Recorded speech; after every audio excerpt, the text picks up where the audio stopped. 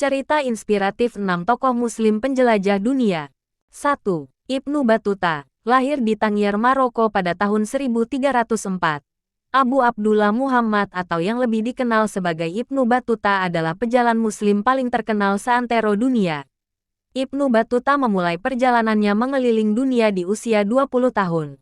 Selama 30 tahun berkelana, ia mengunjungi Asia Tengah, Asia Tenggara, Asia Selatan, dan Tiongkok. Total negara yang telah ia kunjungi berjumlah 44 negara dengan total jarak 75.000 mil atau sekitar 3 kali keliling dunia.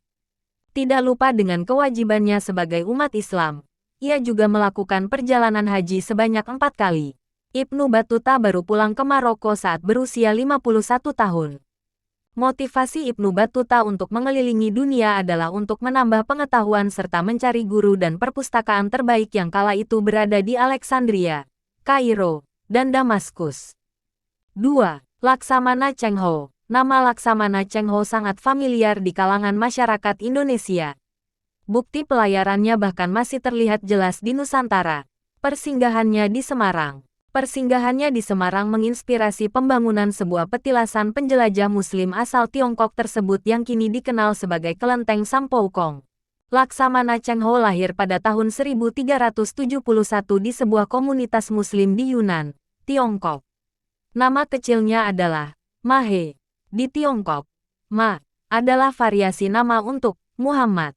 Mahe kecil belajar bahasa Arab dan Mandarin.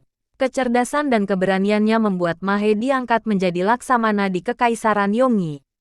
Selama 28 tahun pelayarannya, tahun 1405 sampai tahun 1433, Laksamana Cheng-ho menjadi diplomat yang mengunjungi 37 negara dan menghubungkan Kekaisaran Tiongkok dengan dunia.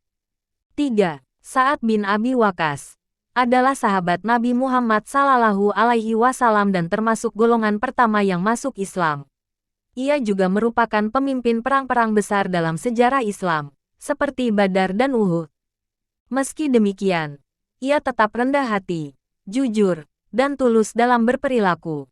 18 tahun setelah Nabi meninggal dunia, saat Ibnu Abi Waqqas dikirim ke Tiongkok dan bertemu Kaisar Tung, Yungwei. Menurut catatan sejarah, Masjid Huaisheng yang cantik di Guangzhou adalah masjid pertama di Tiongkok yang dibangun oleh Sa'ad Ibnu Abi Waqqas.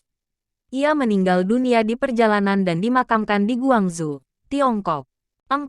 Abu Al-Hasan Al-Masudi, terkenal dengan sebutan Herodotus dari Arab. Al-Masudi adalah seorang sejarawan dan ahli geografi yang berhasil menggabungkan sejarah dan ilmu geografi dalam ensiklopedianya yang berjudul The Meadows of Gold and Mines of Gems atau yang dalam bahasa Arab dikenal dengan nama Murujat Dahab wa Ma'adin Al-Jauhar. Al-Masudi lahir di Baghdad dan menghabiskan sebagian besar hidupnya dengan bepergian ke Afrika Timur, Timur Tengah, Persia, Rusia, India, dan Tiongkok. Pendekatannya dalam menyampaikan riset sejarah dianggap segar pada masanya.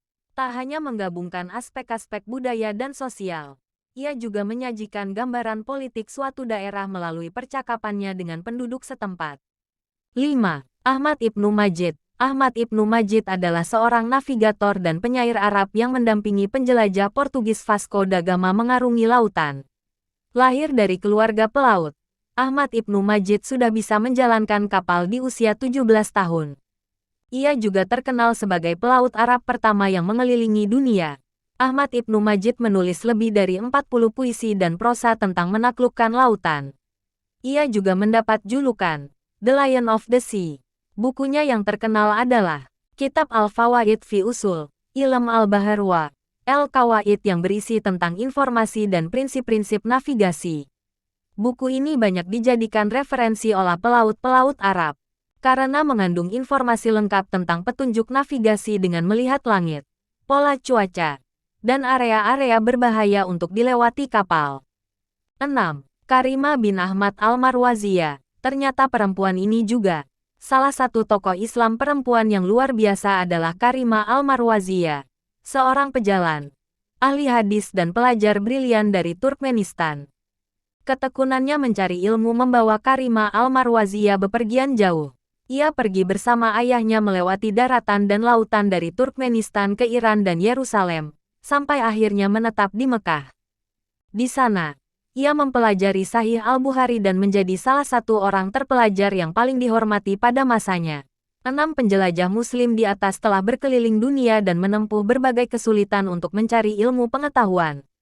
Perjalanan mereka yang panjang dan tidak selalu berlangsung mulus membuat mereka semakin taat kepada Allah. Tempat-tempat baru yang mereka datangi juga membuka mata dan hati untuk selalu rendah hati dan berpikiran terbuka. Semoga cerita mereka dapat menginspirasi kamu untuk selalu menuntut ilmu dan bertakwa kepada Allah Subhanahu wa Ta'ala.